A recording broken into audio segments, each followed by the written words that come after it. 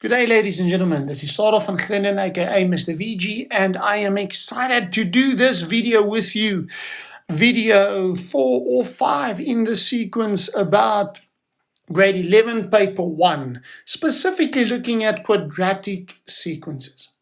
Now, quadratic sequences, and this specific question coming from the Department of Basic Education, the Gauteng Department of Education from 2020, November, we are going to look at quadratic sequences, which is about the only sequence that is going to be done in grade 12 without any revision.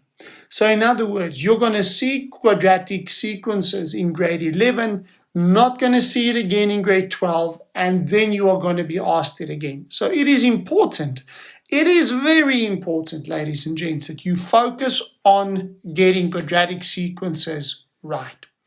So when we talk about the sequence, I want you to go and try this sum yourself. Go for it, hit the pause button, and then come back when you're done. So when we look at this question, it is the first 4 terms of a quadratic number pattern are this.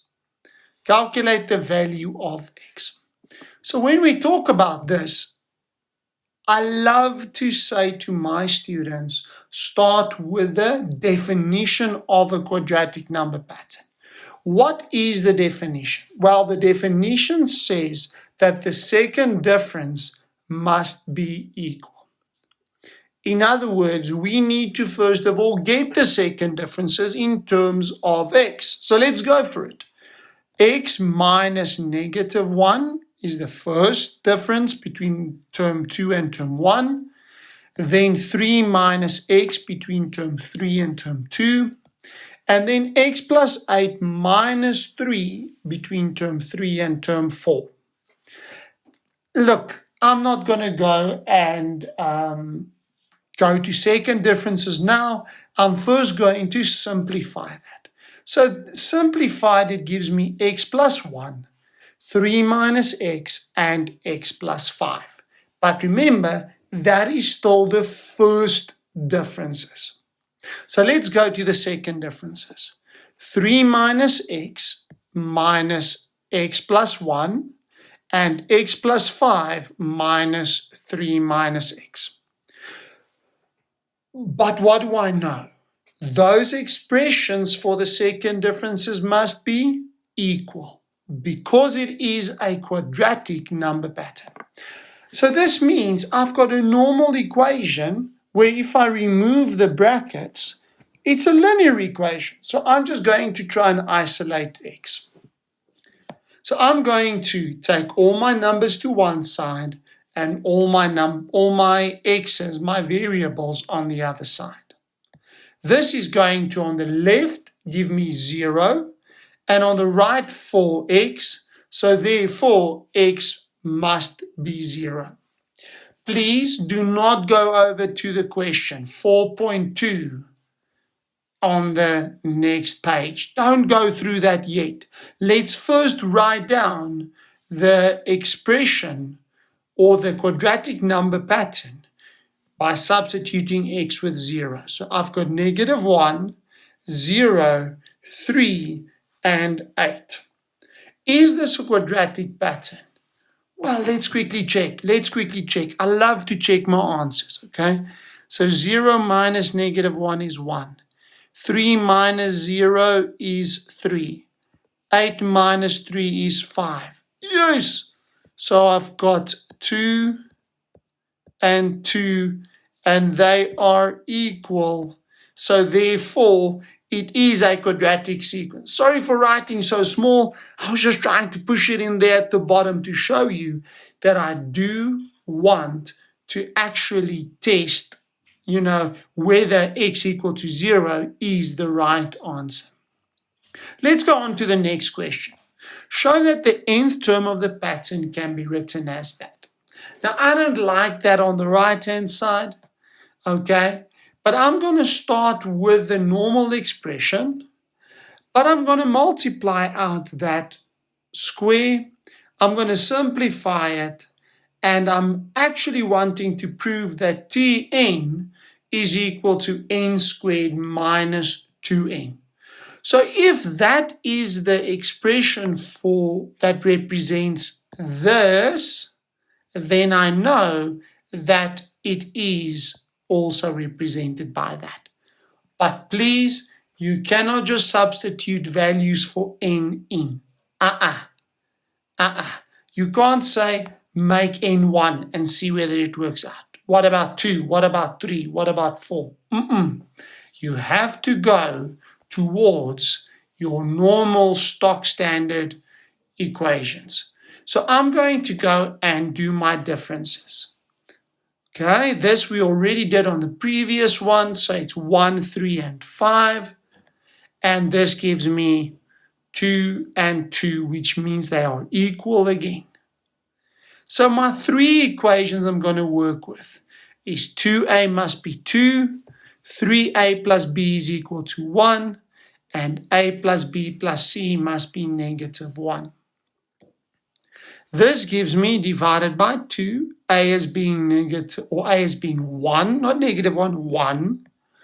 3a plus b must give me 1. So substituting a there, b is negative 2.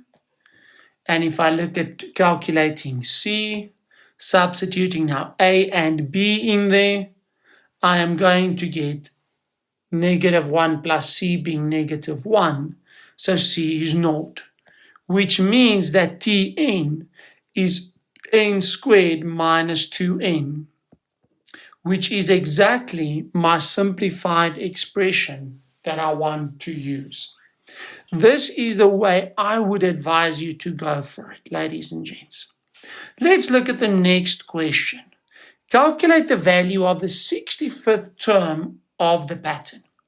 Now, I already know that Tn is n squared minus 2n. So I'm simply going to substitute 65 in there and get an answer of 4,095. Because I don't know any more scenario, anything around what this question is about, I'm just going to leave my answer as is. Okay? Let's look at the next question. What is the value of the first term of the pattern that is greater than 9,800? In other words, Tn greater than 9,800. Now, please understand what I'm going to do now, ladies and gents. Please, please, please understand.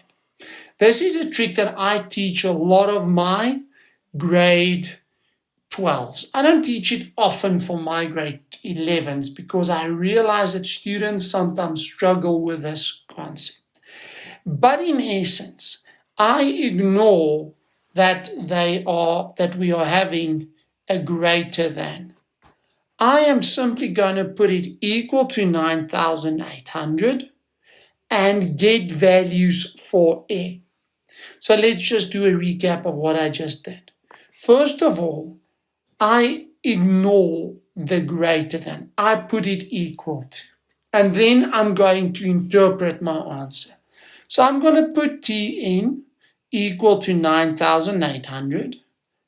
And now I am left with solving a quadratic equation. This is another reason why I love to ignore the greater than, because we sometimes struggle with the theory about inequalities. So I'm going to solve n by using the quadratic formula and getting that answer for n to be either 100 or negative 98. Remember, ladies and gents, we are working with a pattern. So n represents the position. Now, can the position be negative? No, the position can't be negative. So I'm going to ignore the negative 98.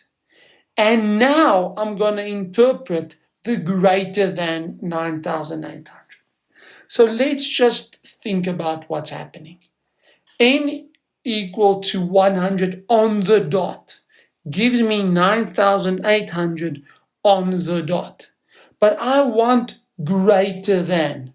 So I'm going to look at the next one, 101. So this means the 100th term would be equal to 9,800. But the 101st term will be greater than 9,800 because it is an increasing function. From 1 onwards, remember, my function actually looks like a parabola. So when it comes to 9,800, I'm just roughly drawing it here. Okay?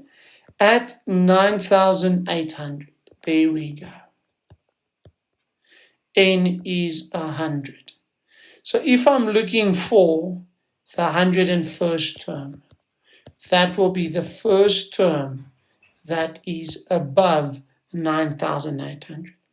Now, before anybody comes and says, but sir, can it really be a parabola? Yes, it is a parabola, but not actually a connected parabola, because I understand that n is natural numbers. So in reality, it must actually, let me just make my eraser a little bit smaller. It must actually look like that. So not a connected parabola, but a disconnected one, because remember that n is an element of natural numbers. So 1, 2, 3s, and 4s. That's why it's not really connected, but it's in the shape of a parabola. Something for you to remember, because I could ask you questions as if it is a parabola. I could ask you for minimums and maximums if I really wanted to. Please be aware and be careful. So this is Mr. VG signing out. Remember to keep this in your mind, not just for end of the year, but also for next year. Keep well. Cheers.